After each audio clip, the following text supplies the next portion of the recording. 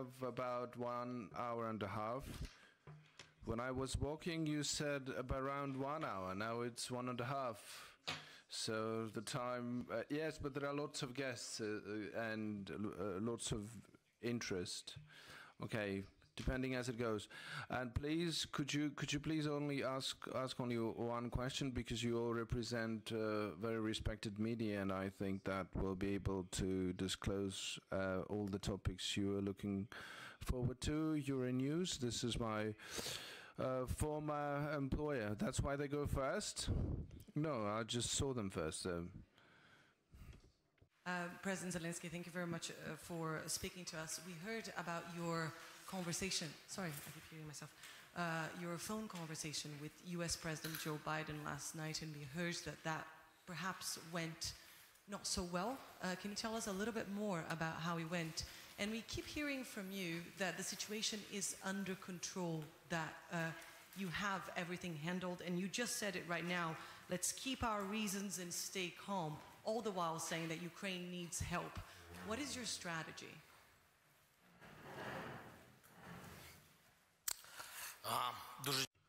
Thank you very much for this question. First of all, I would like to say that this is not our first meeting, and this is not our first phone call with President Biden. I would like to thank him that he is not just interested in the Ukrainian developments, but he knows lots of details in terms of what's going on in Ukraine. We're sharing our plans, our activities, some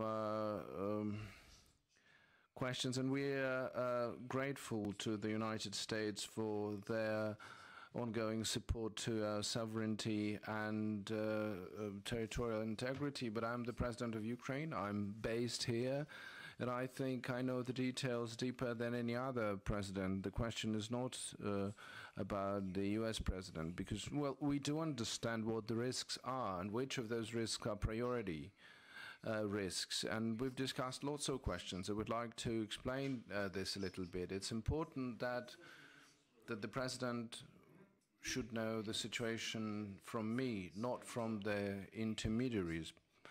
He knows the situation from me personally, and we're talking to each other. We'll have another conversation in a couple of weeks as well, but it's important not only for our intelligence community and secret services to exchange information. People need to be here and understand all the details. I understand you are here. I don't know how long you have been here. But when journalists or respected politicians come to us, I always invite them to Donbass, because I think that having an opinion about Donbass on a contact line can be done fairly only by those people who are there, who are walking on that ground.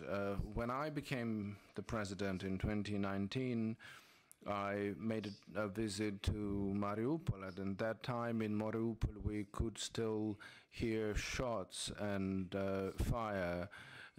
We could hear the sound when the wind was blowing towards Mariupol, so it was quite close. I know these details. Now I'm aware of this, so I want the people, respected people like yourselves, to be there and to be able to go there. Of course, we do not see a bigger escalation than it has been before. Yes, the number of troops has gone up, but I was talking about this in early 2021, when there were drills of Russian Federation. There was a big build-up. We were supported at that time by the US, by the European friends. They called upon Russia to pull back. I don't think the situation is more intense than it was at that time. At the peak time in early 2021, it was very intense.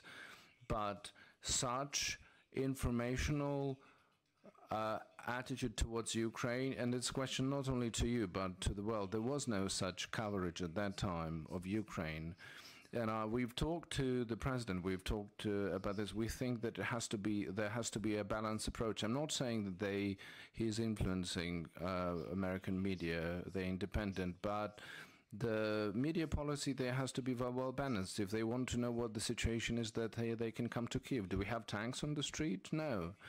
But the feeling is, if you're not here, The feeling is when you listen to them in Germany, in France, in Lithuania, I'm talking to the president of Lithuania and other leaders, the image that mass media creates is that we have troops on the roads, we have mobilization, people are leaving for places. That's not the case. We don't need this panic. That's a very important moment. I'm not saying that escalation is excluded. We have been talking about this for 8 years now. It has happened already. The escalation did already happen. Part of our territories are already, unfortunately, temporarily occupied. We understand that already. And economically, and I mentioned this to President Biden, I think the US supports that. I said that I started talking to the leaders of the countries and to explain to them that we need to stabilize the economy of our country because of those signals which say that tomorrow there will be war, because these signals were sent by even respected leaders of the respected countries. As sometimes they are not even using diplomatic language. They're saying tomorrow is the war. This means panic on the market, panic in the financial sector. Maybe I'm taking too long to answer the question. Is it okay? It's okay. So how much does it cost to our country? You have to, I want you to understand these things. We need unity of our people. People have to be certain and sure in their army, in their president. The people should trust their government and their special services. We are grateful for any support.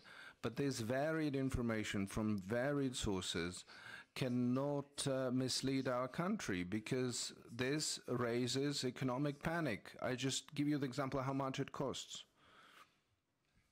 We have the record-breaking GDP in 2021, record-breaking number. We have the growth. In a short period of time, we had about almost 6.5 of new investments in 2021.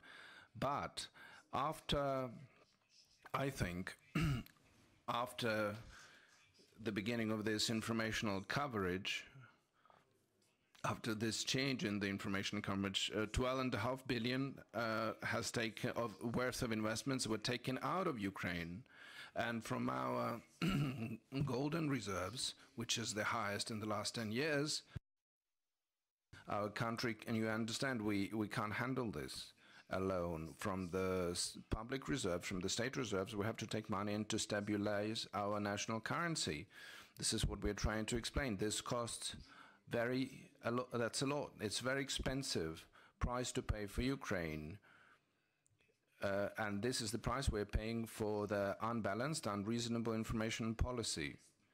And that's one of the deep questions, and this is why I'm explaining this when they're saying that we have some misunderstanding. We don't have any misunderstandings with President Biden. I just deeply understand what is going on in my country, just as he understands perfectly well what's going on in the United States. That's it. So we're done with about money. Bloomberg. Do we have Bloomberg here in the room? Yes, please. If you have a question over there, behind the cameras.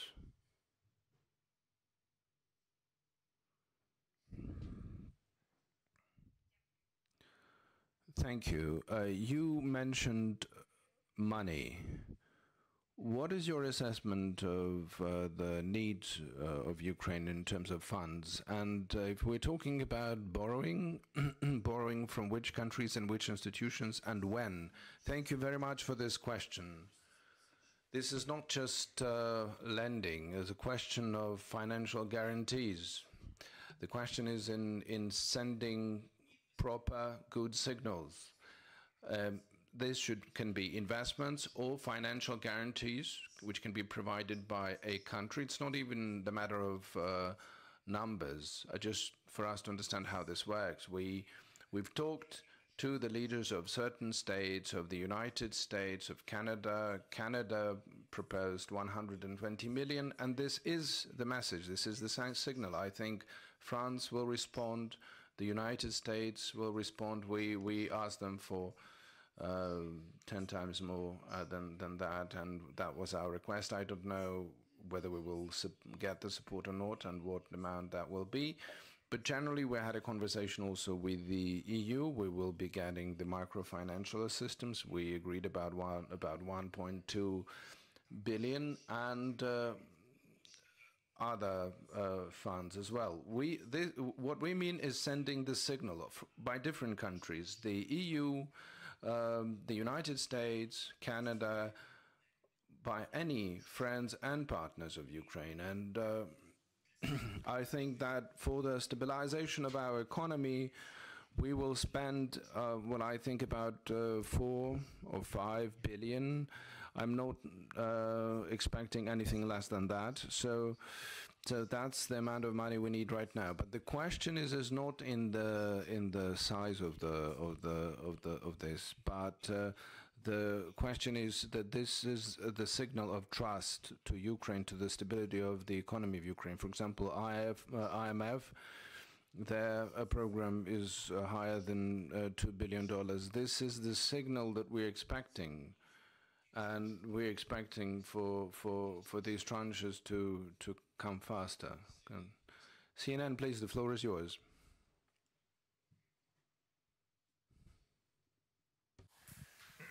Thank you. Oh, you're going to hold it. Right. Thank you very much for giving me this question. In your conversations with President Biden, what are you telling him that you need most of all from the United States that it is not doing to help you better confront and deter Russia?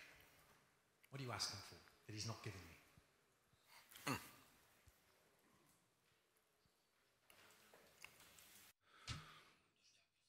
Thank you for this question.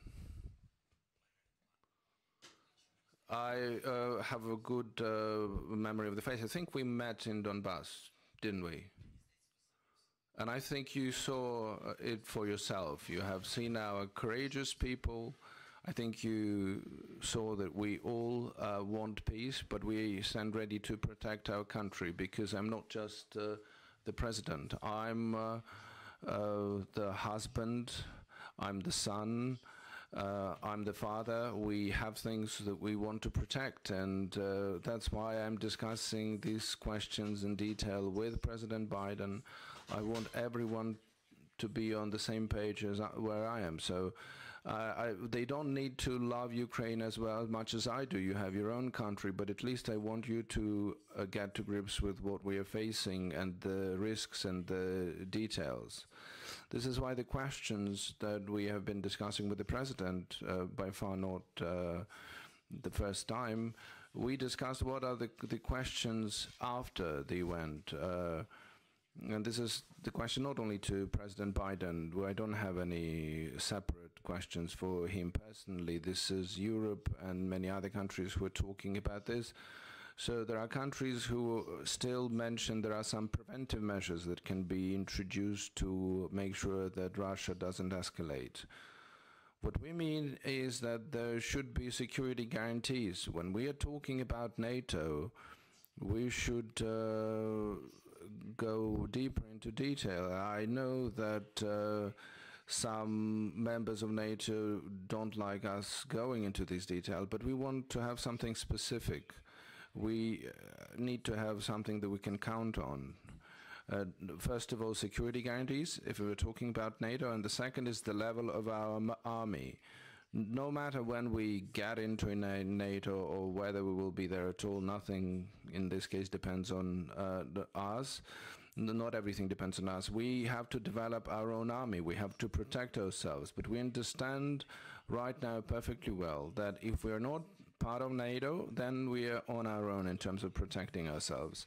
And when you're on your own, protecting yourself, when you are single-handedly facing a very difficult country in front of you, then you ask a question, why is these sanctions applied after the fact? Is it, does this pertain to Ukraine? No, I don't think what will happen after this. Will there be a full-fledged war? Then why do we need sanctions after it starts, after the beginning of the war? So it means that these sanctions are not designed for our country, to help our country. Because this is to stop the full-fledged aggression towards the European Union, but this cannot be done at the expense of our country. That's not the way to do it. We had 15,000 deaths in the war, and many countries of the world discussed the sanctions which will be applied only after the fact. And I'm being very honest, and that's what I mean. So give us the reasons. Okay, we're not in the NATO, then okay, tell us you're not in the NATO. Tell it openly. We will never get there. And and I'm addressing this to many members of the alliance. Some of them do say that. Some of them are afraid to say that. Some come here, we shake hands very warmly, and they say us, if it hadn't been for that and that country, we would have surely supported you. Others say, when everyone supports you, we will support you too. Why do we need to talk about the future? We have risks here in the present. Наступне запитання. The next question, channel 4, over there, second row.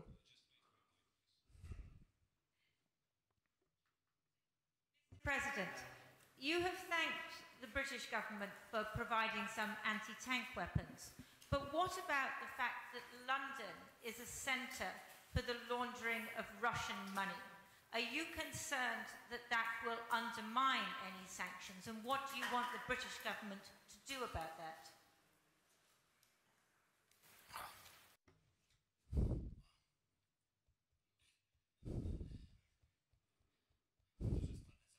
Very complicated question.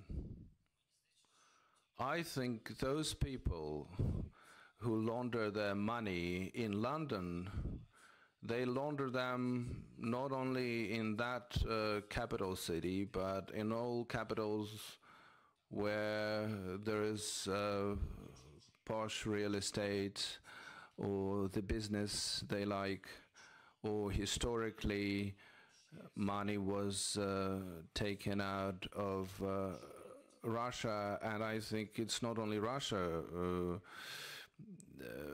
The former Soviet Union republics have a relation to this. Ukraine has a relation to that. Belarus, Kazakhstan. I don't want to offend everyone. That's why I said that it has something to do with all these countries, because oligarchs, well, there is such chapter in the history of the post-Soviet reality. After the Soviet Union disappeared, countries became independent, and apart from independence, these countries received independence, but together with independence, they received the oligarchy. And I will be honest with you, we are actively combating this process in Ukraine, and we have achieved quite a result. These risks may be even of higher priority than if it hadn't been for the escalation, this would be priority number one. So after escalation and economy, third one is combating oligarchy, and the legislation will resolve that. We have passed the law, but I don't quite understand how can I help London. I think this is the question of the domestic nature of Great Britain. This is about their domestic decision. I mean, I can only say when we get rid of our own oligarchs, we can share our experience with other countries. CBS News, first row, please. President Zelensky, Holly Williams from CBS News. Thank you very much. I just want to go back to your first answer, and just thinking specifically about the Russian threat. What is it that you know that President Biden doesn't know?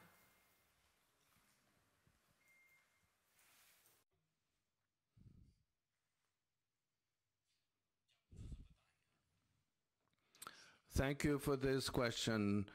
something that we know that President Biden doesn't know. As a president of independent state, may have its own, I may have my own secrets, just like the president of the United States. I think we have very open relations, and our secret services are sharing lots of information with each other. But you have to feel the pulse on the day-to-day basis. You see troops coming in and coming back and withdrawing and pulled back, because there's different types of information that is intercepted. We understand how these special troops are working under disguise. They're working in the Donbass and many oblasts of our country. I don't want to sow panic, but we are handling this with our armed forces. I would like to give you the example. If you look only at the satellite, you will see the increase of troops, and you can't assess whether this is just a threat or just attack or simple rotation. So our professional people, they look deeper into it. We see how they change clothes, how they put the tent, that several brigades came on the border, but we can see that there is no one there. On the slide, they have taken the people back out. So it's just only psychological. They want to make believe that they're there, and that happens closer to the big meetings, Normandy 4, the Minsk agreements. So they're trying to build up the psychological pressure. So and we do see these things happening, and this is why we clearly understand. Remember, we had the build-up of troops in 2021. There was the peak of this drills, and there was a signal sent by Russia and some European countries that it turned out that Russia started to pull back the troops, and then it was confirmed by many mass media and the intelligence, but our people saw that the army wasn't pulled back. They would pull back several steps and then bring them back, and we saw it at that time, and we said that in the early 2021 this was done just for the show, for their internal constituency, that the drills are over, we're not threatening anyone and we're pulling back, but in fact it didn't happen at that time. So I think that these are the things, these are the details that we see and we better understand. Sky News, I know that you have your crew somewhere close to the front line, so question is for you. That you are talking down the threat of an imminent invasion just to preserve your economy, and actually the Americans are right. It is a real possibility that could happen imminently. Is that what's really going on here?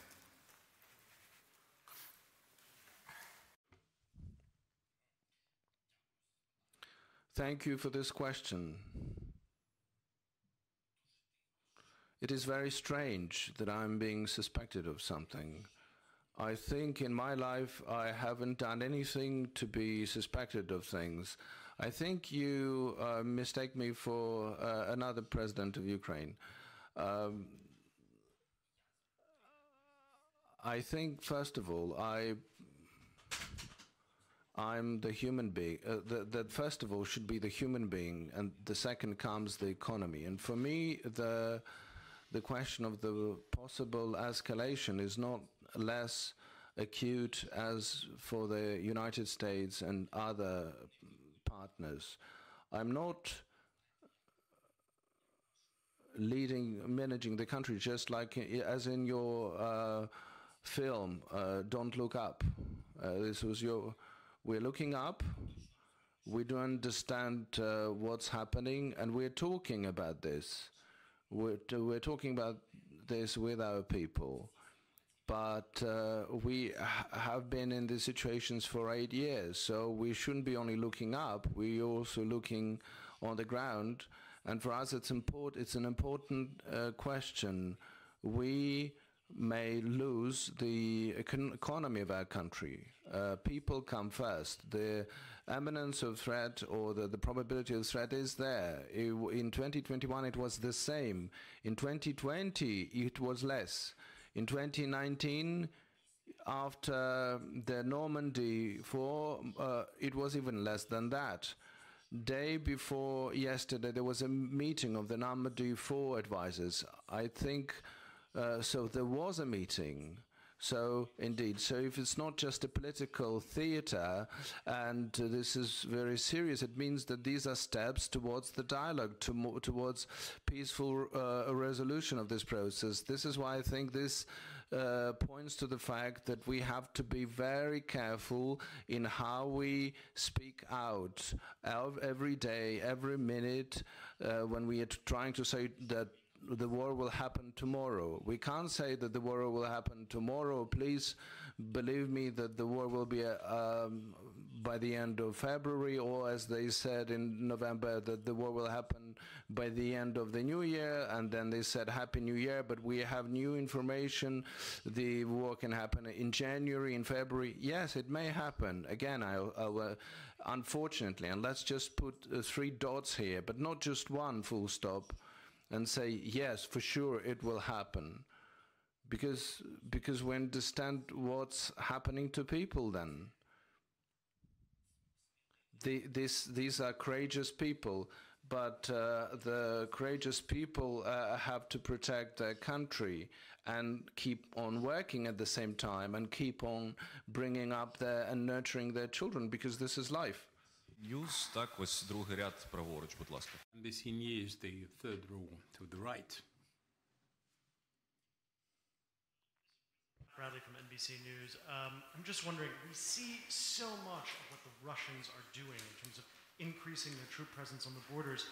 What is it that you are doing? How are you preparing for what everyone is describing, except for the Ukrainian government, as an imminent attack?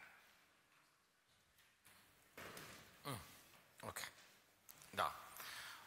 Дуже дякую. Thank you very much. How we should act? We should have no panic.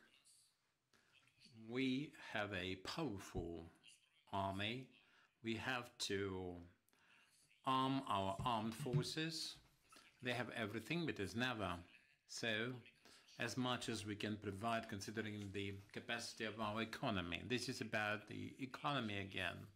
With a powerful economy, you can increase the equipped state of your armed forces, give them a better payroll, they need it, and we're increasing their wages and salaries because they actually put their lives at stake. 15,000 people perished in this war, and you know that. I think that we are having this situation when we fully trust in our armed forces. They are not novices, they're not rookies. It is a serious body of soldiers.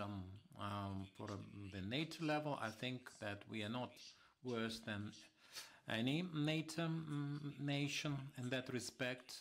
We have the same level, we are on a level because we have the lessons learned, the combat experience, the experience of losing their friends.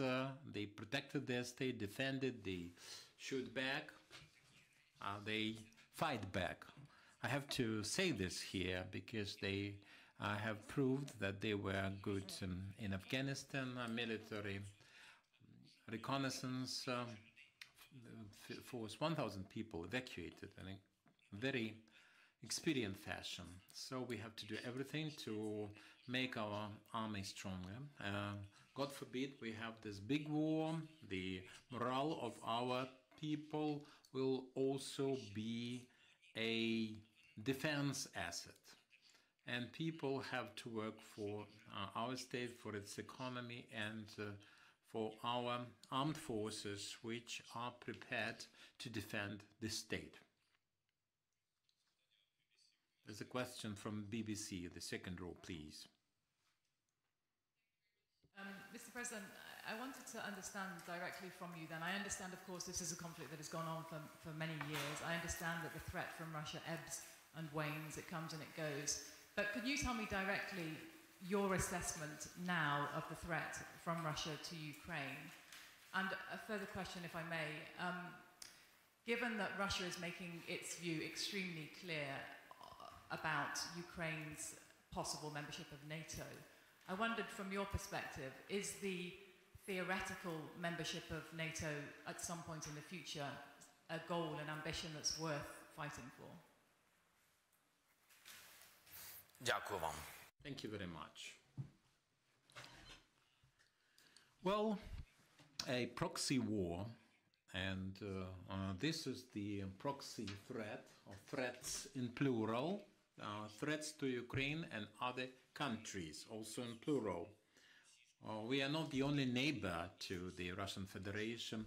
We are not the only neighbor to the temporarily occupied territories. So with a full-scale war, there won't be just a war with Ukraine or against Ukraine or just in the territory of our state. This is going to be a proxy war, infops, cyberops. We are trying to protect our sites, but we can understand where it is launched from, the Russian Federation, another destination, so to speak.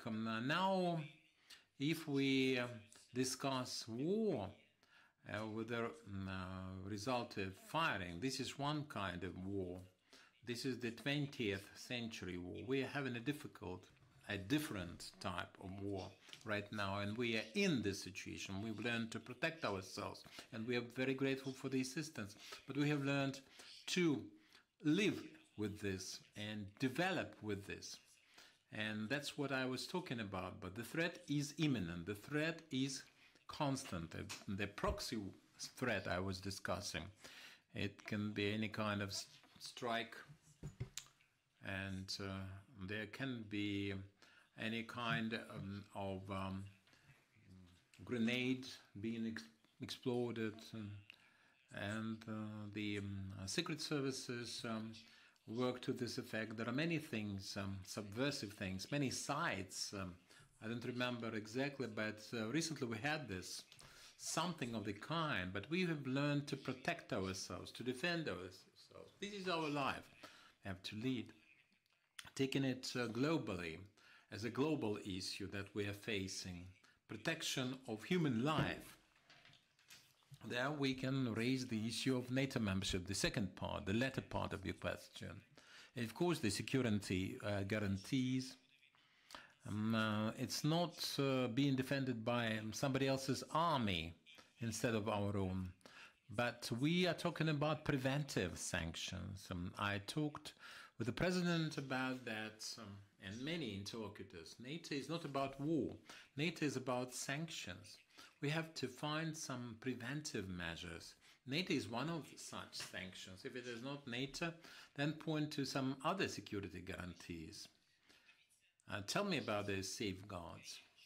One interesting thing, we keep hearing this powerful voice from Germany. No hard feelings, mind you, but they are telling us diplomatically that, for example, if tomorrow we have this build-up on the part of the Russian Federation, we can forget about the Nord Stream 2. How should I interpret this? And here's why I have this reaction. Yesterday, when there was no such discourse on the in-depth escalation this year, the build-up, and we discussed the Nord Stream 2, they would say, if it is launched, they said, Ukraine will get some security guarantees, energy security guarantees. We discussed that with Germany, with the United States, with the EU, the sort of guarantees we could expect. And we discussed that with the European partners, and the European partners in their turn had to discuss that with the Russian interlocutors.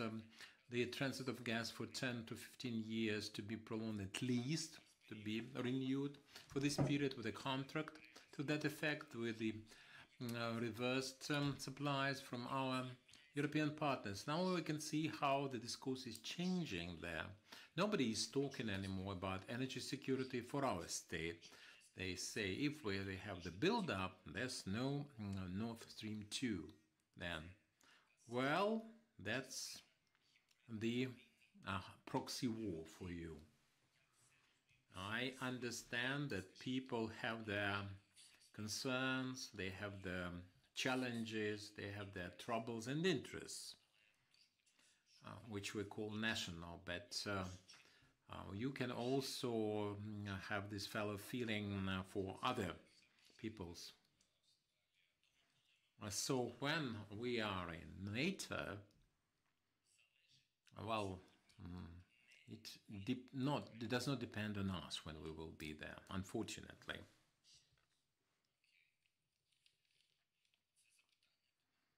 Is this a question? A request? Greenwich from 7 News. What more could major non-NATO allies, countries including Australia, be doing to assist or support Ukraine at this stage?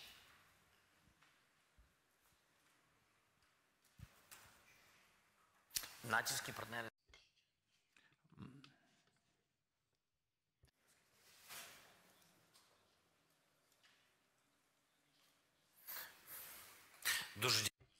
Thank you very much for your question. Unfortunately, I have to say that we are grateful for the support already rendered, and I was talking about the financial safeguards. Don't interpret this as some kind of lending facility to stabilize our economy. But we need stabilization for our economy with investments, FDIs coming from some country of origins. This is not for the sake of mere development, but if somebody believes in our stability, in our future, can lend their helping hand, not instead of actually undermining our position. And they will come in maybe for 10, 15, 100%. It is too early to expect for the income. The income is, the profit is for the future. The profit, the income is in the attitude. Talking of Australia and other partners, you're welcome. Invest in our country. Please demonstrate that you believe in Ukraine. In Ukraine, you trust. And talking of NATO, I'm not supposed to discuss NATO in every single answer I'm given here, but we can see no alternatives for the purposes of security. There are other countries, if they are prepared to offer some security option or defense option or some other format of alliance to provide assistance, real powerful assistance at a particularly difficult moment. We're prepared for this. We are working on such options. This is very important, you understand. So with the NATO, I dropped that line somehow, but NATO nations, what will they do? Just to excuse this example, but this is just an example. We are in this difficult situation presently, and that's why you're all here. And we are very grateful to you for your attendance. But if the war happens, tell me please, which army of which country will be prepared to defend us? No army, no country. It's not going to happen. And this is very scary for NATO, because if Ukraine is in NATO, and then, God forbid, something evil happens, they will have to defend their member. And this is a very serious challenge for NATO. But let me tell you this. Some European countries think along those lines, and they count on having no risk with Ukraine as a member. But if there is this big war we have all been referring to here, and the war starts, it will be also at the borders of some NATO nations, for certain. And we can expect some provocations there, because some of those countries used to be the Soviet republics in their day. And are you sure that, can you be certain that if the smaller, in terms of size, NATO members say that we are having a war at our borders, are you convinced that they will be protected, defended, or somebody is going to die for their freedom and statehood? Wall Street Journal, the first row, and to my left. You can see that they need it, right? Thank you so much for having us here. We just heard part of your speech to the foreign ambassadors, and we heard you tell them to keep calm. Obviously, that's your message here as well. I'm wondering, beyond just the talk of imminent war, if you're trying to, if you're at all concerned about some of the divisions that are starting to come to the surface within NATO members, especially as they talk about the imminence of war, and then also their differences start to become more vocal. So if you can talk about that. And if I may, just one more question. U.S. Secretary of State Tony Blinken last week talked a lot about the domestic political issues that you're facing right now and some of the struggles. We saw former President Poroshenko in the streets just a few days ago. Can you talk about how concerned you are about that issue and how it's challenging you to confront this threat? Thank you.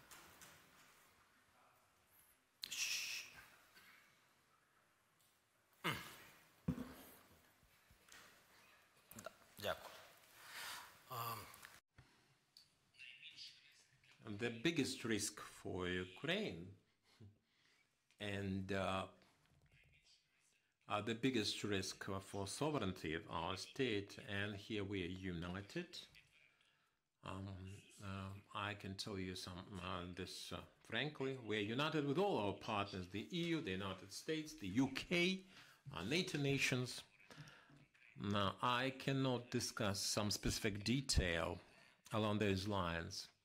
You understand, but what is very important is that the biggest risk is to fail to hold the country together. This is the domestic destabilization inside the country.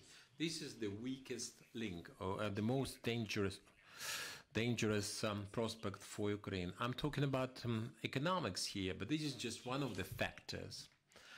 The unity of leadership, trust in the president of Ukraine, trust in the incumbent president, and understanding on the part of other politicians in this country that they are former presidents or future presidents, they're not incumbent presidents. This understanding, wise, honest, and legitimate, makes our country united and strong. And if we are united as a people, with the army, with this stable leadership in this country, the escalation risk coming from the Russian Federation will be considerably diminished. We remember developments in 2014, 2015 in our country. The lack of control of the situation inside the country in terms of legality, the law enforcement bodies, public order, that can lead to escalation. This is the highest probability situation when we have some actions from or on the part of the neighboring country. What you see here is one of the risks.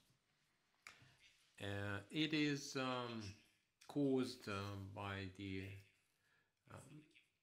political activities of some politicians, some representatives of the political elite of our country that are making their own policies, and they are doing their own public relations. That's all. I did not see any disturbances in our streets. We can see no disturbances, and we can say that what is happening, when it's happening. For instance, there's no somebody is on a leave, and everything is calm and peaceful in the streets of Ukraine. When somebody comes back, that somebody, people come to the presidential office or block the parliament for that matter. But it doesn't matter whether we have this COVID pandemic and they have to vote for very urgent appropriation to deter the pandemic. They don't care. I'm very happy that I have no political background. At first I was shocked. They don't care, just don't care what is happening in the country. There's a war, we can deal with that. Business, we can deal with it. But on an everyday business, they do things using their agendas and trying to present a schism in our country and a division. And I wouldn't discuss this topic at length. I would like to discuss the things that interest you, because I don't like to talk about the past. Let bygones be bygones. But I think that they are a product of our legacy, the Soviet legacy. They represent the oligarchs, tycoons. Unfortunately, they can have business. They have my generation worked hard to have a business, and that's kind of people who defend their state. They did not privatize anything that exists when the time of disintegration of the USSR came for pennies. We made our own fortunes in every penny of it, and we're defending the state, my generation. Let's talk about this. Deutsche Welle, the second row, at the center. While you are approaching the mic, please put one question so that as many people can put a question as possible. Deutsche Welle, I would like to ask, you've mentioned Nord Stream 2 before, but there's another discussion about Germany, and that concerns delivery of weapons. Germany is providing helmets and field hospital, but it has categorically refused to send any deadly weapons or other military equipment, and it has also had a role in other procurements from other countries. How do you assess Germany's role in this conflict?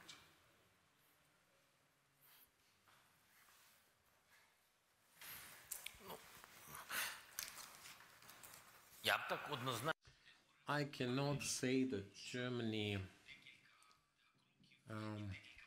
is to blame, but because there are several steps and several platforms. Once Germany supported Ukraine, supported on numerous occasions from the very beginning with the reforms, with the Normandy formats. When the war started, Chancellor Merkel made very important steps to resolve the situation.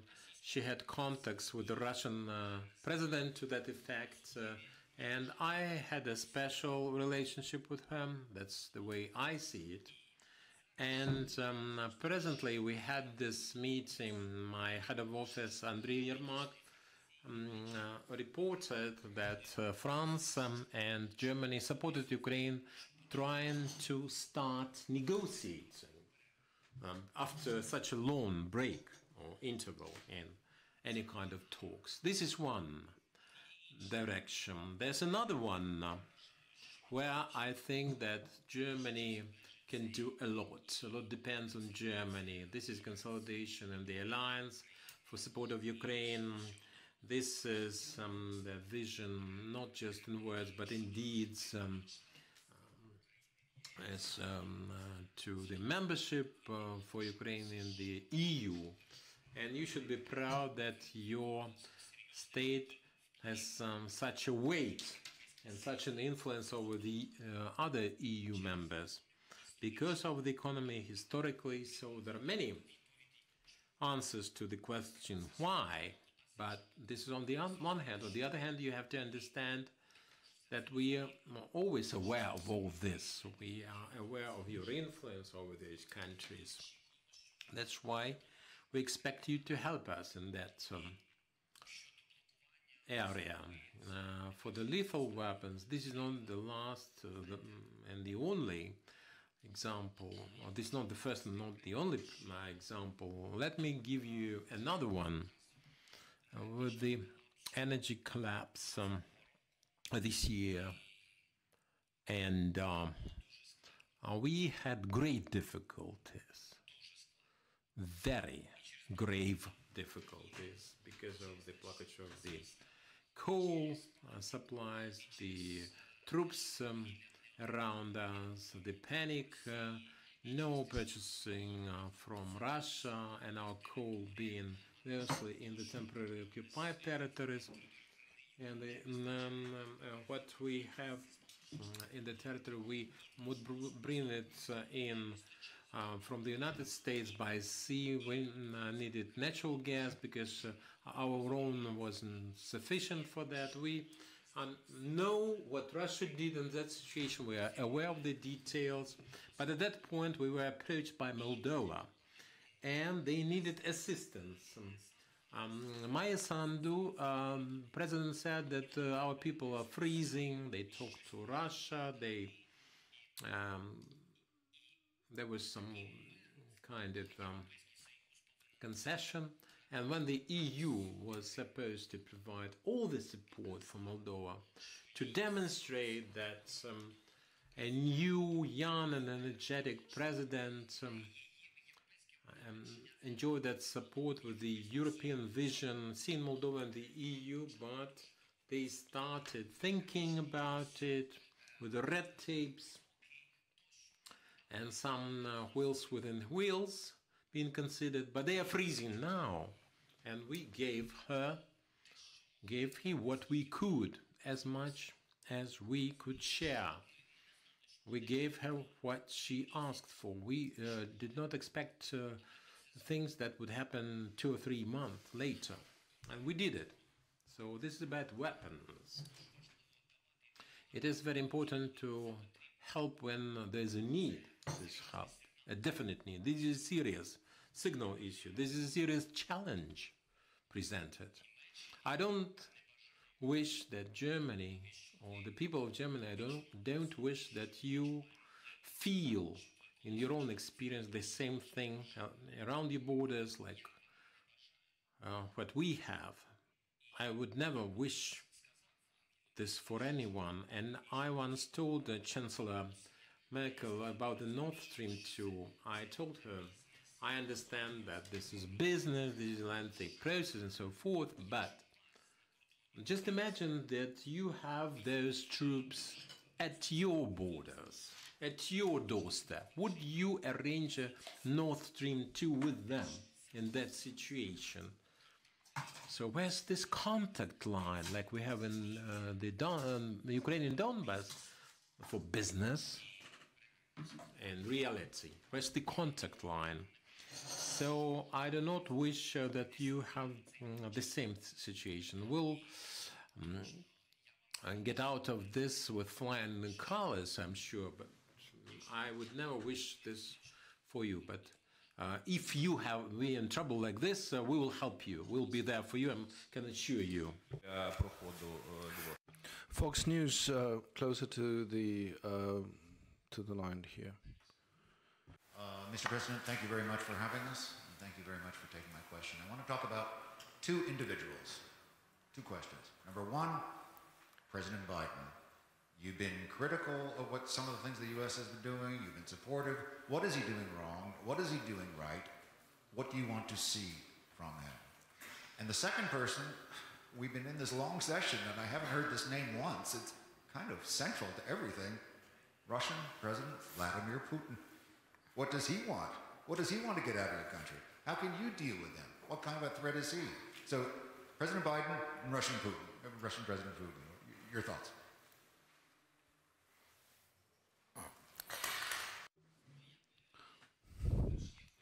First of all, I would like to say that I don't want Ukraine to be the result of the agreement between President Biden and President Putin.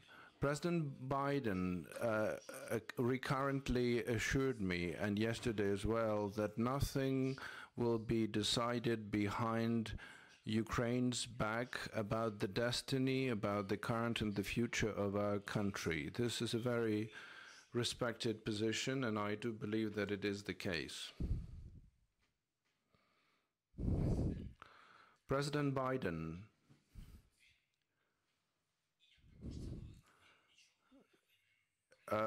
doesn't owe anything to Ukraine.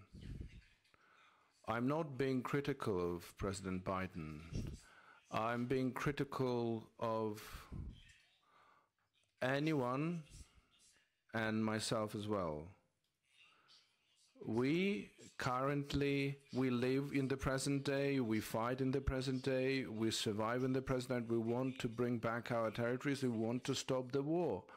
I'm not being narrow-minded. I see these things. I see these things in the broad daylight. We've lived here for 8 years in this. We know Russia for much longer than 8 years. We know that. And there are people who support us on the other side as well. And this is why many of these doors I'm talking about are closed. But as a president of Ukraine, I need to knock on all the doors, the doors of all leaders, and propose different formats, propose different platforms for agreements, not only the platforms where we can get the result, but at least to start the talks, because when people are talking, there are no places for weapons there. That's a good start. So what the President Biden can do, I don't know whether he can do. I would like to believe he can do that, and that he will succeed, and that is to have a negotiation platform between the US, Russia and Ukraine. At least this would be a parallel process. I'm not saying to choose between this and the Normandy format, but again, we have to knock on all the doors, talk to each other, look for common things, start the dialogue, and stop for a minute and talk about the humanitarian things, talk about NATO, about risks. Some want to go to NATO, some don't want to be in NATO, but what do you propose as instead? How do you ensure energy security for Ukraine? These are related things, related questions, and I would like very much for President Biden, and I would like that, and he knows that. Each time we talk, I'm proposing different steps that could come from our country. I don't want to go into details of this. These are on the starting levels, but we are talking about this with him, and I do believe that he can help us, because the United States is a big economy, is a big country. That's why. And what did you ask about Putin? Hi. What is your feeling about President Putin? What is he up to? What does he want? How can you deal with him? What is the danger?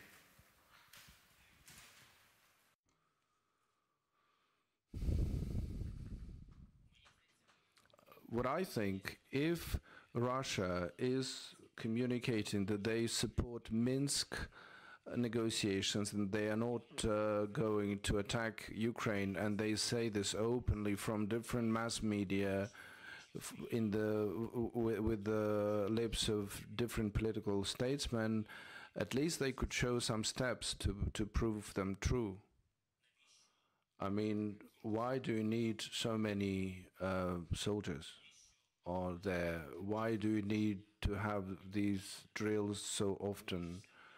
I mean, why drills? They can do everything. They have a powerful army. Why do you need drills to happen specifically here on that territory, on that border?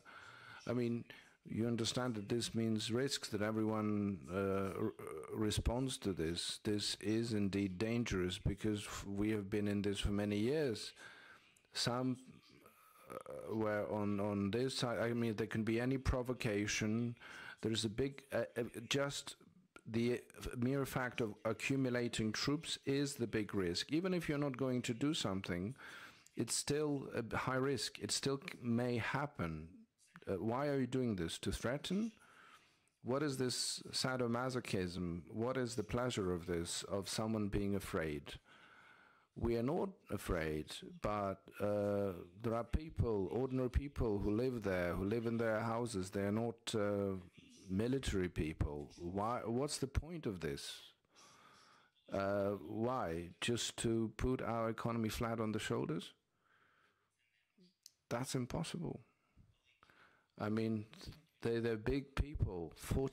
We are big people. 40 million plus is a lot. We have generations growing up who will remember these things. They will never forget. So, specific things, concrete things. If you have a question, let's sit down and discuss. I mean, I think the foreign minister of Russian Federation recently said again that if the president of Ukraine wants to negotiate and agree, have him come to the St. Petersburg or Moscow or Sochi. Well, first of all, why? And then he says, but we can't discuss questions of Donbass there because this is internal Ukrainian issue. So why invite in this format, in this way, for the person to disagree because of the way you put it? I mean, you are an adult, you are grown up. Why do you do it like that, in that manner? So, I mean, have nothing else to do. Why are you proposing things that won't work? So it means you don't care whether the person has died on the border or not today. So it's just blunt cynicism, high level. That's it. I mean, how can I not talk about Donbass? The whole world is talking Donbass, and I, as a president of Ukraine, shouldn't care about what's happening on my borders or on the borders, on the contact line? And how can you offer me something like this? What for? But I do want to meet. I'm not afraid of any format of the meeting. Bilateral? Okay, I don't care. I'm ready. Why do you need to invite me to Sochi? Of all places. For me, what? To ski there? I mean, what are we talking about? This is serious things. Okay, let's meet in Odessa. Let's swim in the water there, in the sea. I mean, it has to be serious. People don't understand the value of the human life, and that's what it's about. I do support the serious dialogue. We have lots of challenges. We have lots of questions. Okay, let's not discuss all of them. Let's take one, any. Okay, the exchange of prisoners. Why do you care? Are you getting satisfaction from people sitting there in prisons? Like, what's the point? What is your historic victory in this? So you will be in the history because people were kept in prison there? Why? I mean, I think this is the wrong position in the first place. It is fruitless. It's about someone willing to break someone else, getting the result you want. The life goes by, and the minister, their minister, is not as a young person, and the life goes by, and new generations come. We need to agree. We need to negotiate.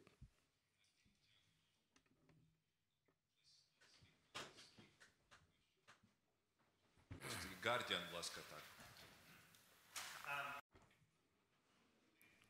Mr. President, Luke Harding from the Guardian newspaper in London. You've complained about panic. One of the reasons people are panicking is because the US and UK embassies withdrew their non-essential personnel last week. It's happening now. Was that a mistake, that decision, in your view? Yes, I think it was a mistake. I say this openly. I can't say that this is the mistake of the governments of these respected countries. Say this is our mistake. For us, this is a mistake. The signals that we were getting from the diplomats that these are non-essential stuff, I don't think so. Under these circumstances, everyone is essential. Everyone should stay. To be honest, in the city of Mariupol, in the east, we have representatives of the diplomatic corps of Greece, even in the city of Mariupol, which is on the contact line, where the contact line is very close, where you can hear cannons fire. The Greeks didn't take anyone away. I'm not comparing things. I'm not comparing countries. I just want to tell you that this is such an important message. Everyone is looking at this. Everyone understands which countries of EU respond, how how the United States react. I think that embassy employees should be here. These are the captains. I'm sorry, but this is the captains of the diplomatic corps. They're the representatives of their respective countries. And the captains are the last who should be leaving the ship. And I don't think we have a Titanic here. Ukraine is moving forward. ABC News at the very end over there. And dear colleagues, it's over an hour, so we're coming close to the end, just to warn you. For being patient with us all. You began by saying that you know the details better than any other president. So I'm interested, where, in your judgment, do you think the White House and the Pentagon are going wrong? And one other question, if I may. If you're wrong, you wouldn't be the first Ukrainian president to underestimate Russia. Have you thought about that prospect? Thank you.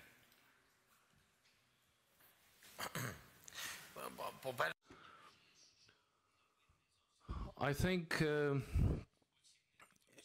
your assessment is not quite precise of what I said. We are getting ready as much as possible to any scenario, and we have several.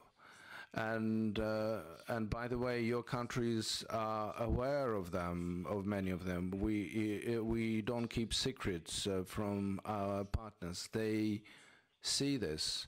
They see that we are preparing as much as possible. That's what I mean. Getting ready versus saying what we are saying, and specifically, are different things. I think it has to be a quiet military preparation and quiet diplomacy. There are things we do share with our partners at any case regarding any case of possible escalation. We do all it takes on that side.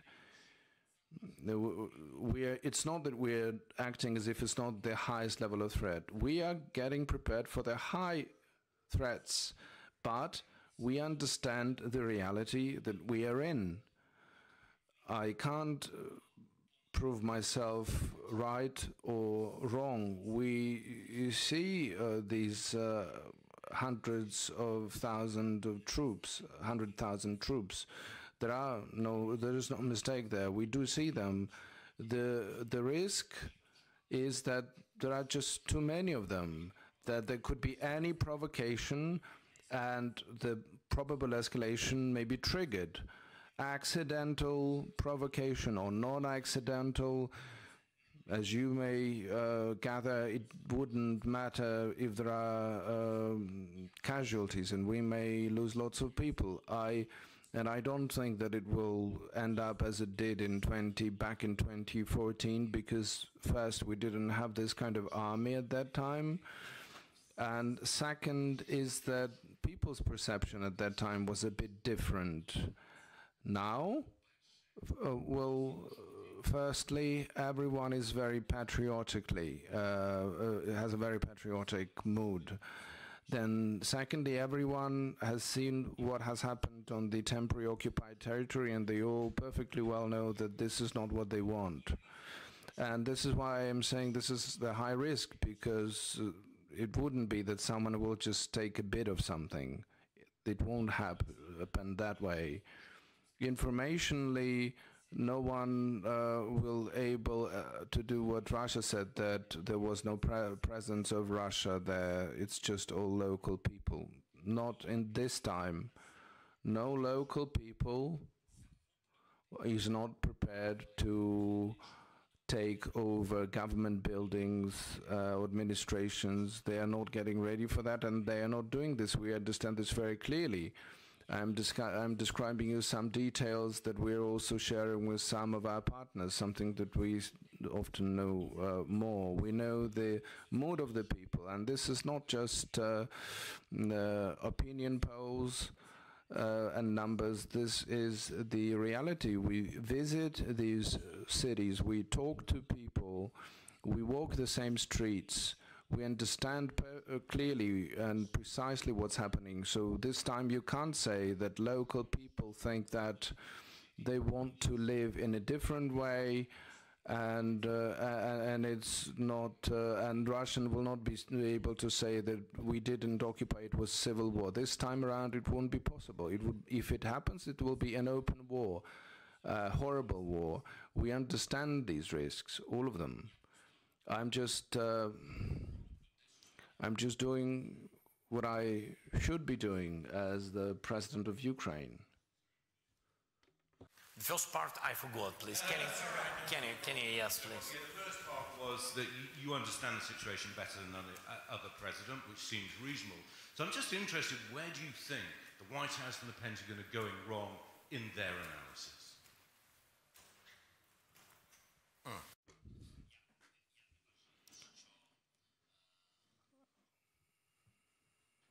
I don't think that the White House is going very wrong in their analysis. I don't think so. I think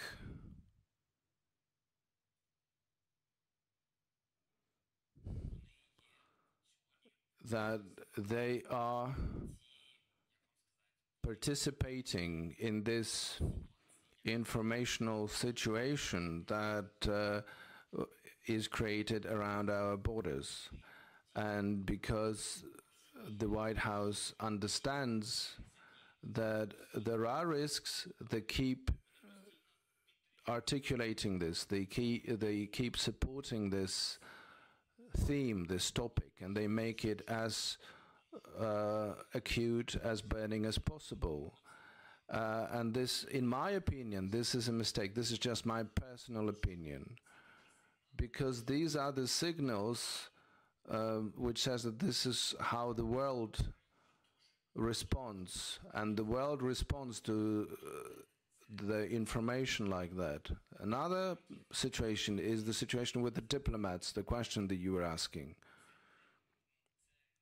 How would I put it? I think these are redundant and wrong steps that don't help us.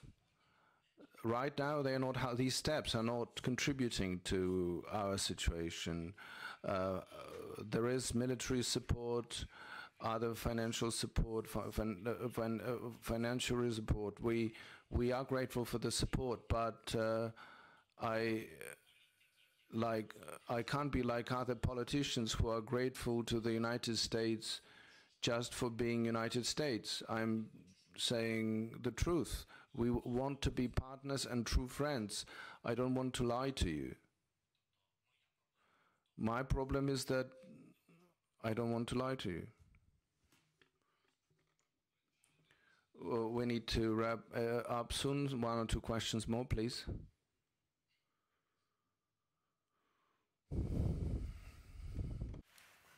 Привет, Mr. President. Crystal Gamassing, Global News. Your Chief of Security and National Defense told me earlier this week that it's not just about troops, but about cyber attack, terrorist attack on key infrastructure. Can you share any information about any of those sort of physical or cyber attacks that have been identified or prevented?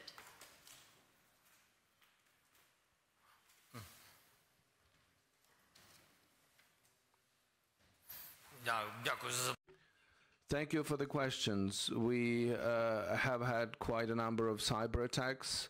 We have prevented those, and we did manage to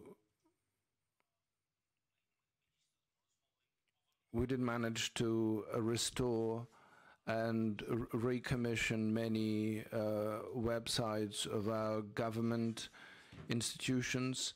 In terms of the physical attacks, I think our team is strong is that we can preemptively prevent, knowing that there could be casualties if we don't.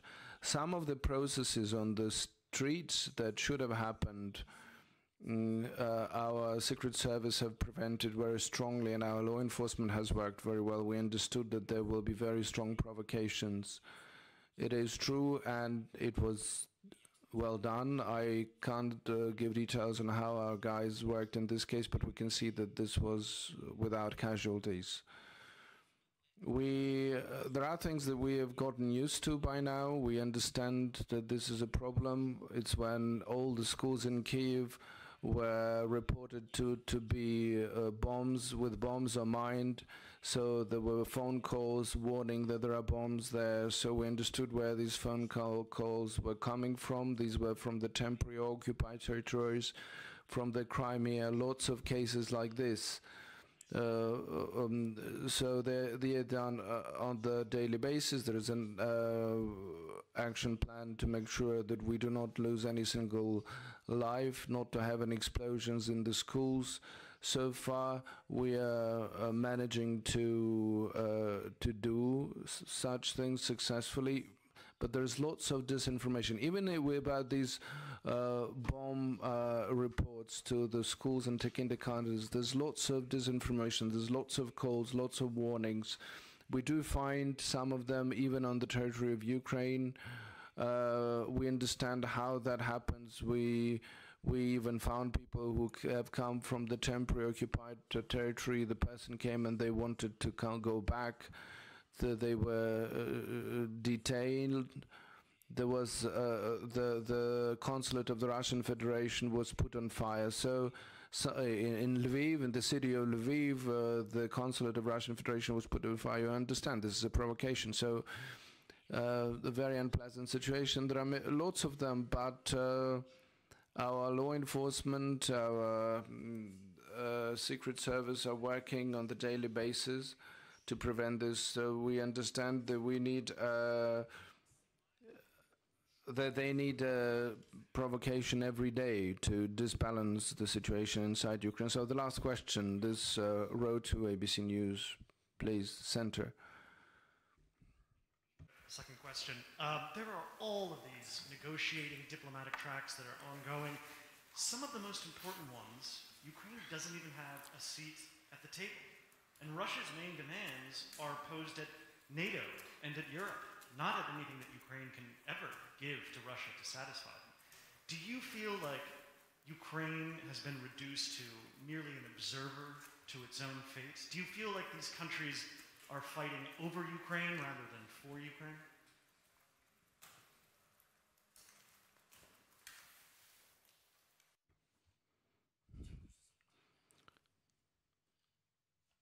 Thank you for this question. You know, I don't know about all negotiations, although I possess quite sizable information about official and unofficial meetings of the leaders of the countries. And the question that the Ukraine has been discussed by these leaders, it's clear that people meet and they discuss some of the burning questions. We want Ukraine to be the entity, subject, not to have outcomes that would influence us without our participation. But I think, according to the information that we know, so far we managed to achieve this. Our partners, I think, behave with us in a partner-like approach, or some of the things that we mentioned today are not completely clear to us, but nevertheless the question is who we are and how we feel ourselves to be and where are we going. And the most important is the certainty. And I am absolutely calm when I say that Ukraine is an independent state, it's a respected state, and the decision will be with the people of Ukraine. No one will decide instead of us. Even if these leaders agree about something, I'm sure that these agreements will be illegitimate and temporary in nature. Thank you, Mr. President. Thank you, dear colleagues. I do hope that you will receive all the answers to your questions, and thank you for your interest to Ukraine.